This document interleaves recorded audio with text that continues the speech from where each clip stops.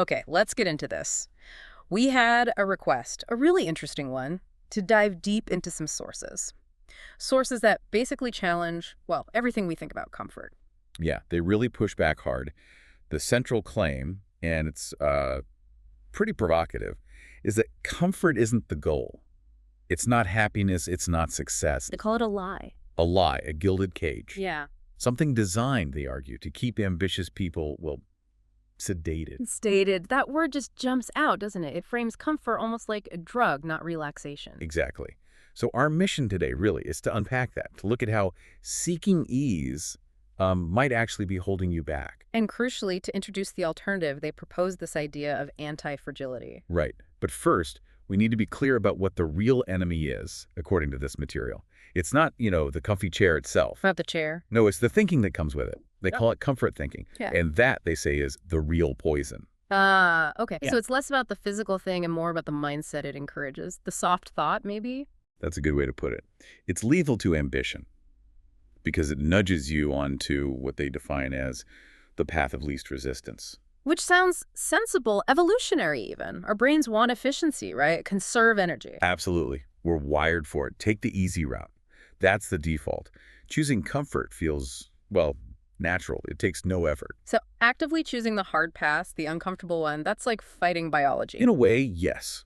It's a necessary rebellion because that easy path, the path of least resistance, Oh, yeah. It's crowded. It's crowded. Everyone's on it. So the only reward you're likely to find there in your career, finances, health, is average. Just average. If you want more than average, you need to get off that highway. You need the uncomfortable, less traveled roads. That's where the real leverage is. And the sources get specific about how this softness spreads, like physical compromises lead to mental ones. Yes, they say it leaks.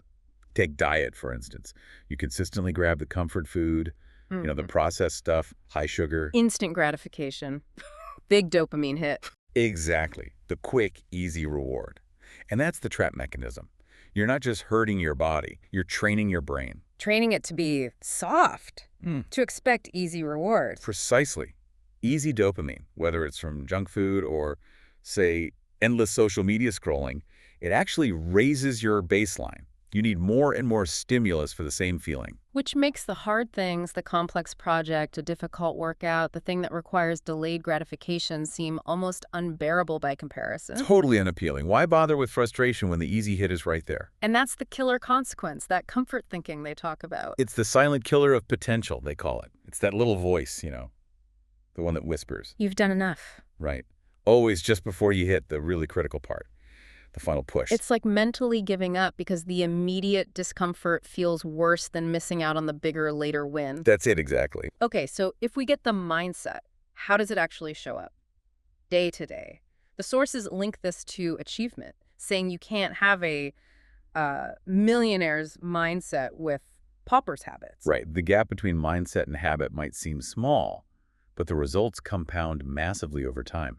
It's these tiny daily choices, prioritizing ease right now over leverage later on. And they get specific examples, don't they? Areas where this trips people up. Yeah, 3 critical ones that really illustrate how ambition gets derailed by, well, seemingly small things. Let's go through them. The first one is about physical effort, right? The temptation to skip the hard stuff. The thought, this workout looks too tough today. I'll just skip it. Sounds like listening to your body, maybe? It can be. But if it becomes the pattern, the habit, then it's actually avoidance. It's refusing to face necessary friction. The kind of friction where growth actually happens, like the last few reps. Exactly. Skipping that trains your brain to avoid, not confront. Okay, example 2, moves to the professional world. Avoiding a challenge. Yeah, the thought process is something like, this difficult client is just too much hassle. I'll take the easier deal, even if the margin's lower. Classic comfort thinking trap. Choosing emotional ease, a smooth ride, over maybe a bigger reward that comes with complexity. Right. But often the real growth, the market dominance, it comes from solving the very problems everyone else decided were too hard. So settling for easy signals, you prefer stability over maybe superior results. It signals it to yourself and to the market. Okay, number 3 is about self-development. The thought being, my savings are okay for now. I don't really need to learn that complex, high-income skill. Why is that comfort thinking? Because learning something genuinely difficult, Coding, advanced sales, complex finance, whatever, it's inherently uncomfortable. You feel stupid for a while. You make mistakes. You feel inept. It requires deep, focused work, frustration. The comfort is just sticking with what you know, your current routine, even if it has a lower ceiling. So avoiding that learning pain is the comfort trap. It blocks long-term financial growth, potentially. That's the argument. The refusal to engage is the trap. So the big picture here is you can't really aim for, say, financial freedom or peak physical condition while simultaneously craving the little things that actually make you weaker. They're fundamentally incompatible, according to these sources. The small compromise in the gym, the small avoidance of learning, they directly undermine the big vision. They reinforce that easy reward pathway. Which leads us to the big question then, if comfort is the poison, the trap, what's the antidote? What's the way out? The solution proposed is actively cultivating anti-fragility. Anti-fragility, okay, that's a key term. It's more than just being tough or resilient. Much more. To really get it, we need to lay out the 3 ways systems react to stress or pressure. Let's do that. It sounds central. What are the 3? Okay, first, fragile. Think of a wine glass. You put pressure on it, it shatters. It breaks under stress. Got it. Breaks easily. Second, resilient. This is what most people aim for. Think of maybe a rubber ball. You squeeze it, it takes the stress, then it bounces back to its original shape.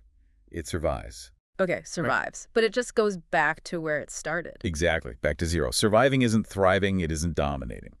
Which brings us to the third stage. Which must be anti-fragile.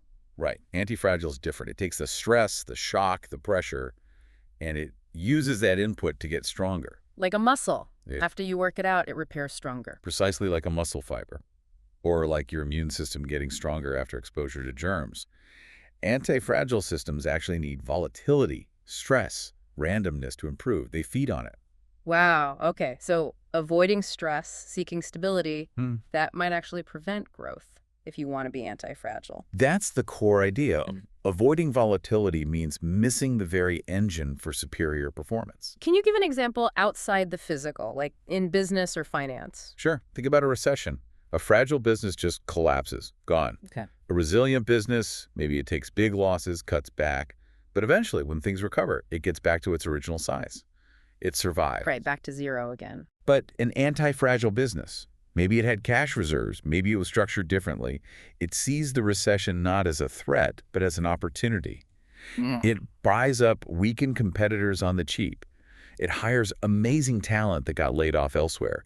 It acquires distressed assets, the very volatility that crushed the fragile guys.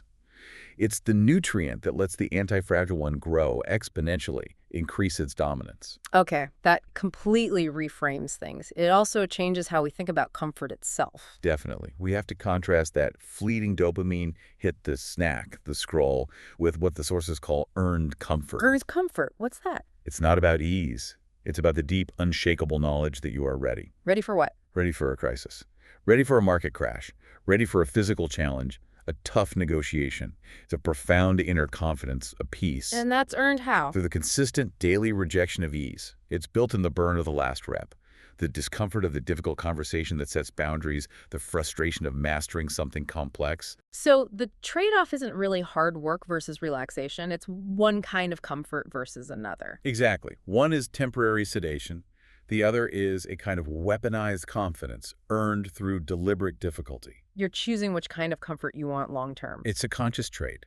Choosing the hard path, the complex investment, the intense workout, you're swapping that immediate, cheap dopamine hit for potentially a lifetime of high-status success of genuine readiness. Choosing evolution over sedation. That's the transaction that defines the trajectory, they argue. Okay, so if we accept this, if we think discomfort might actually be the price we have to pay to get to the next level, what's the action? What do you do? The mandate is pretty blunt. Right. You have to identify your specific comforts, your go-to easy choices. The things keeping you maybe small or predictable. Exactly. Brutal honesty required. Pinpoint them. And these aren't always huge things, are they? No, they're often the little daily frictions we automatically smooth over. Right. Start with the obvious stuff, the low-hanging fruit. Your favorite junk food that you know undermines you physically. Or the endless phone scrolling that kills your focus. Or, and this is a big one, the friends or colleagues who always validate your excuses instead of pushing you. The enablers of comfort thinking. Identify them. Yeah. Identify the points of least resistance in your life. And then you have to systematically remove them.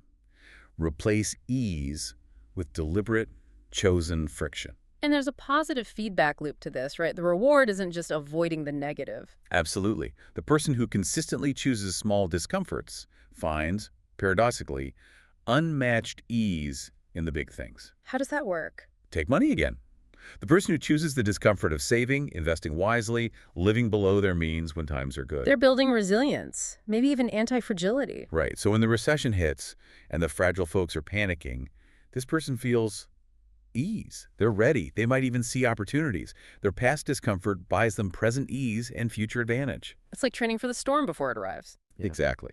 Which leads to the final metaphor the sources use. And it's pretty stark. What is it? Treat your body and your mind as weapons, as tools to achieve mastery. Not as a storage unit for cheap temporary satisfaction. Weapons need sharpening. Tools need honing. Through friction. Through friction, frustration, purposeful stress.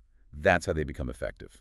So, wrapping this up, it's been a challenging deep dive, confronting our own comfort zones. We started with comfort as a trap, and we're ending with discomfort as basically the key mechanism for growth, the price of entry. We have to choose anti-fragility over ease. If the goals are big financial freedom, dominance in your field, superior physical or mental form, then that choice is fundamental. Which brings us to that final provocative thought for everyone listening. Yeah. Look, honestly at your life right now, what specific daily discomfort are you currently avoiding? What easy path are you taking that might be keeping you small? Is it learning that complex skill? Is it having that necessary uncomfortable conversation? Is it pushing through that last bit of effort? You have to ask, are you paying the price of entry for the next level you want to reach? Because that choice, the daily choice between ease and evolution, that, more than anything else, might just determine where you end up.